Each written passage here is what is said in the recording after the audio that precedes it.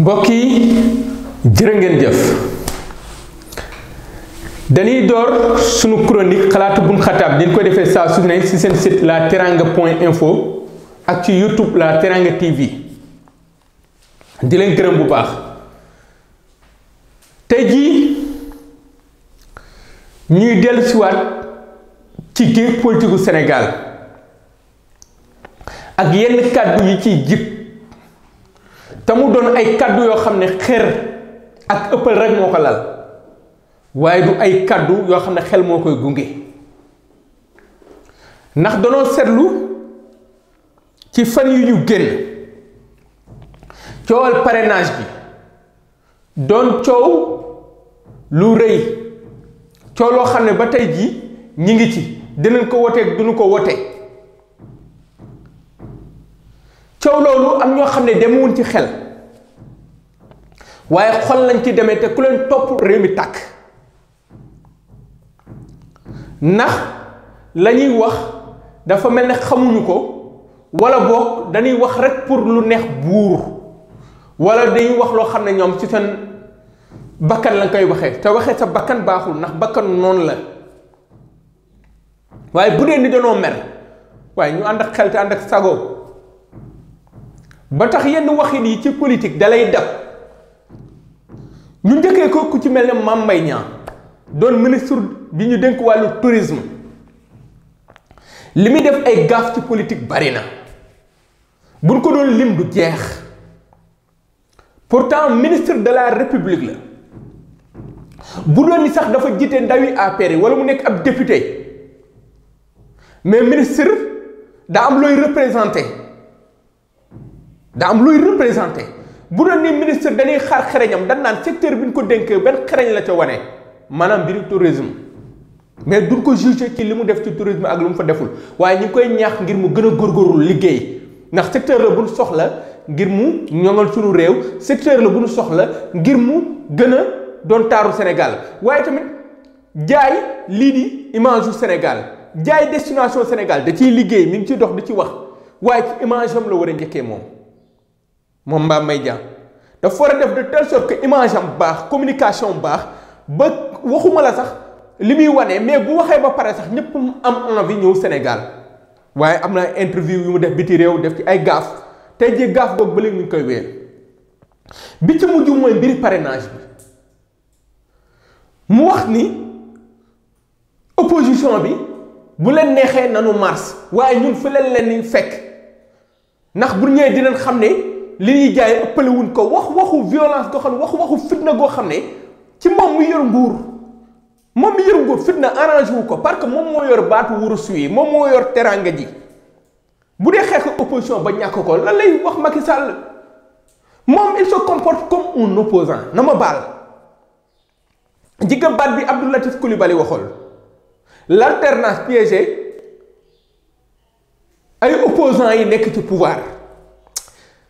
mais man bu mu koy xool j'ai l'impression que opposant mooy wax mais te dafa war a xam ne posture bi mu amul 2011 ci 23 juin posture bi mu doon wax naan ñun ñooy taal dëkk bi ñun ñoo doon organiser bi nekkatul ci posture boobu moom ministre la te APR la ne te ñoom yor nguur gi kon moom lépp liy indi jàmm rek ci la war a dox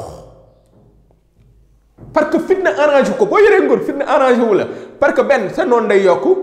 benn doo tala liggéey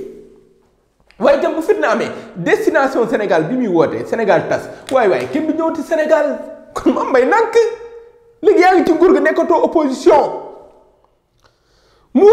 bii wax il se comporte comme un procureur opposition bu ñëwee dinañ xam ne force restera à la loi dina leen lii dina leen maté ça veut dire que moom du yoon moom du ministre de la justice moom du ministre de l'intérieur moom jiitatul jeune APR limite d'âge bi dab na ko moom ministre la léegi costume moom da ko war a jot mun na di wax ci politique mais na mu doon waxee démb ak ni muy waxee léegi du benn te du procureur de la république moom Mame Mbaye du procureur de la république te gis nañu comportement boobu mi ngi commencé di bari ci moom gis nañ ci élection législative yi moo njëkk a génn ci rajo yi bëreet na non Dakar gagné nañ ko pourtant joxe ay pourcentage joxe ay résultats yu génnagul na ma baal je n'ai rien contre moom mais nank yow nguur nga yor teg ci image benn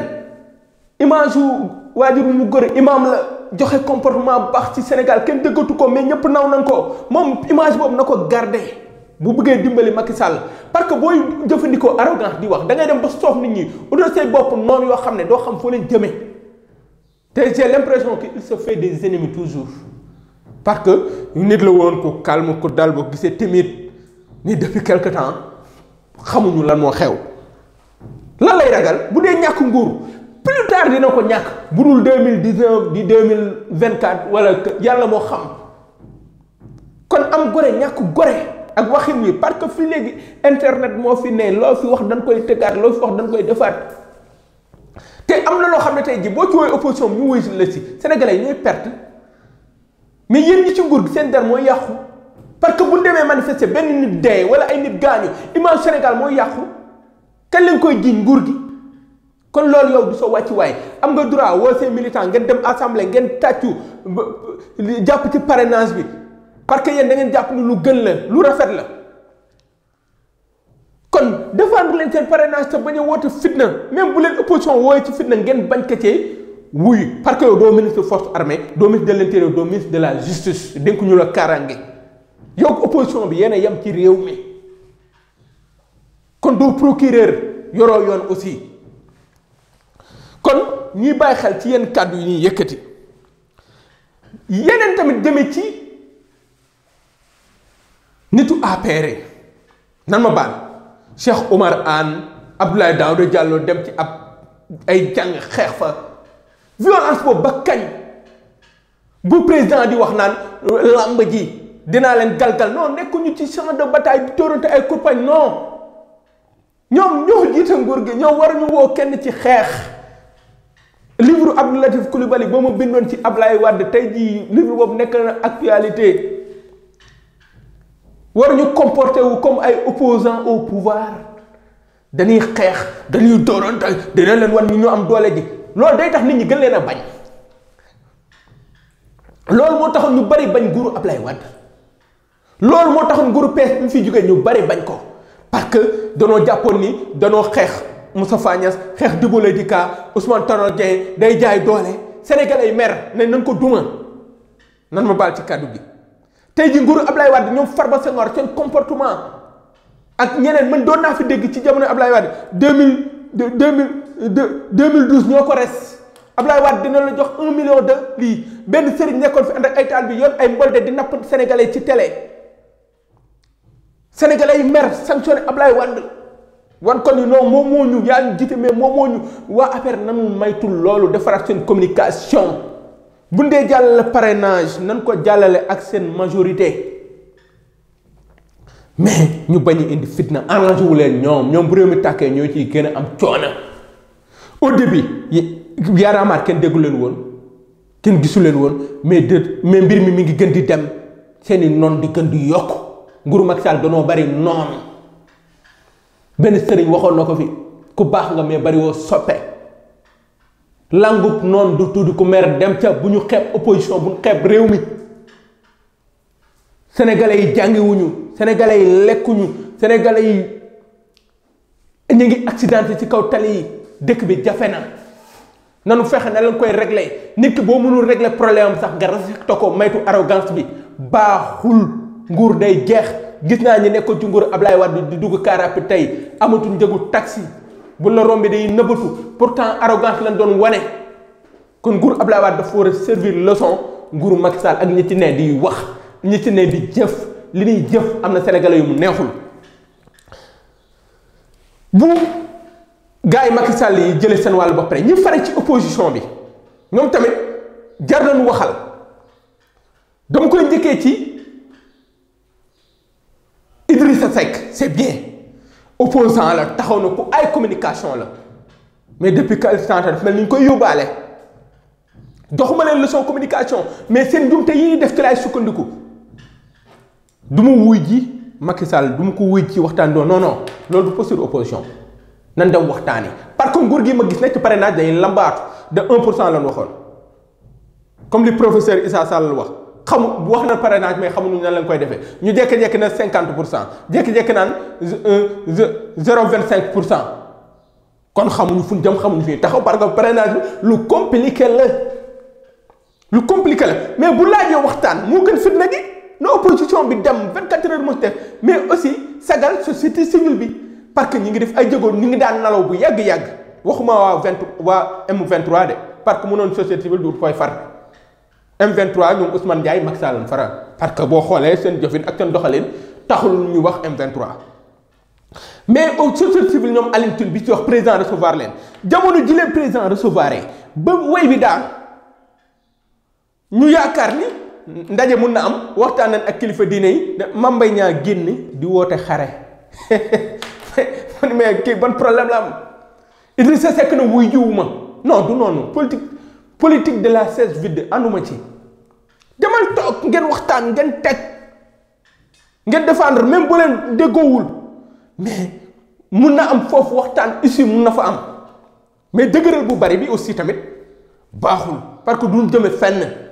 nit ñi ñoo ci dee seen bakkan rot naam démocratie dafa am prix liberté dafa am prix jar na nit ñi wàcc mais aussi wàcc ci jàmm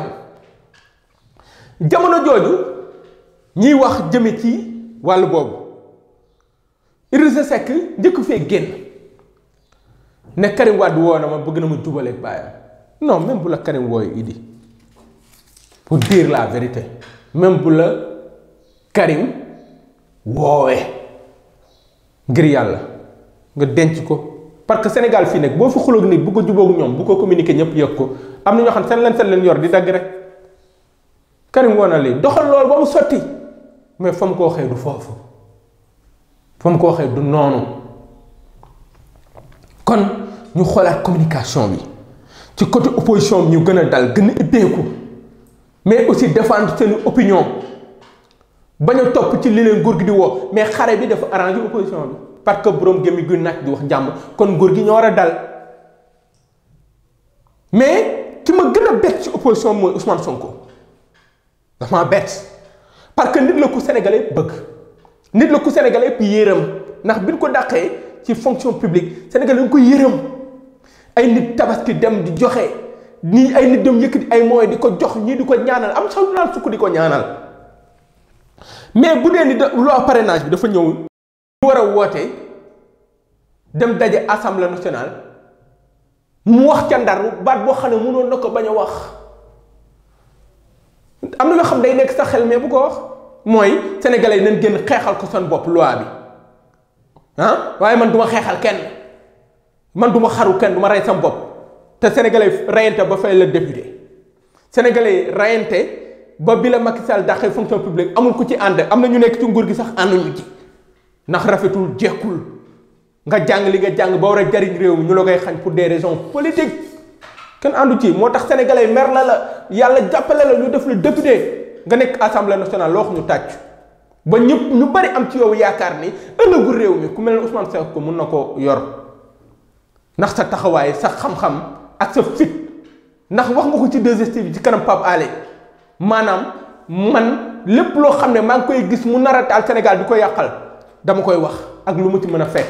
nga wax loolu ñu bari gis ni réew mi la ko jaral mais boo ci tegee ay fan ni du ma xeexal kenn du ma xaru kenn du ma reyante pour kenn yaa ngi commencé dugg ci loo xamul parce que nag sénégalais doonoo reyante ba nga doon li nga doon école Sénégal moo la jàngal sénégalais ñoo la def député boo dee politique mbooloo nga bëgg mbooloo boobu ku la koy jox sénégalais yi lay xeexal ci réseaux sociaux yi bokk nga ci ñi gën a teew ci internet bi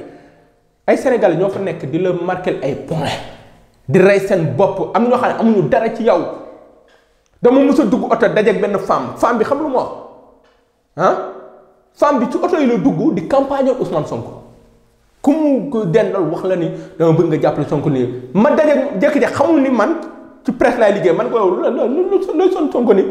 may expliquer lu tax mu bëgg Sonko man ko lu ma la defal mënuma dara ñu mel noonu ñoo war a tax nga pare pour rey sa bopp pare pour xare kenn waxul nga xaru de pare pour rey sa bopp parce que nag yaa tàmmu ni da ngay politique te sa slogan wu parti réew mi nga ci jiital ak défendre intérêt réew mi sa slogan wu parti nan nga mën a teg slogan bu toll noonu ci sa parti ba pare di wax leneen naan du ma xeexal kenn du ma xaru kenn na Sénégalais yi génn non Sonko boobu baaxul na woon na la ku ay communication nga ku taxaw nga ci yu bari mais yenn saay dañuy gis ni sax da ngay démarqué wu ci opposition bi bu gars yi faree fii nga far fee des fois yow da nga bokk ci géew politique ba pare di critiquer les politiques te kenn du toog ci der di jëw yàpp désormais nekkatoo syndicaliste désormais politicien nga kon war gaal ak yégoo gën a la jubóog ku jéggi gën a jubóog sénégalais yi gën a defar sa communication gën a jox ittee li réew mi bëgg kilifay diine yi ci lan gën leen a jege gënal ubbeeku tax bañ a jàpp ni rek say mbokk la ak ñi la wër ak ay syndicalistes mënuñu la fal les sénégalais lambda yi amul doole yi mënul dox yi mënul lii ñoo la mën a far Ousmane Sonko kon ñooñu lépp lu la woo bu ko jaree joxe sa bakkan mais boo ne jaralul ma yéen yi du ma rey sama bopp du ma lii loolu boo ko waxee ñu bari ñi daan rey seen bopp dig leen découragé te doo ko xam kon côté boobu ñu jug ci xool ko bu baax a baax kon rek mu doon lu doon tënk ci parrainage bi ak yenn kàddu yu ci jug ak politiciens yi seen comportement ak seen communication ñenn ñi war ko xoolaat bu baax a baax te xam ne rek li ñu yor ñoom ak seen njaboot la sénégalais yi leen jàppale ëppalewul leen ci ndax bu falu jotee ñoom ñooy falu bu nguur gi neexee ci ñoom la neex kon ñoom bu nu fooy li ñu moom kon mbokk yi ñu ngi leen di gërëm bu baax di leen sant xalaatu Bun Xattaab ba beneen yoon incha allah ci Teranga TV ak YouTube ak la teranga.info jërë ngeen jëf.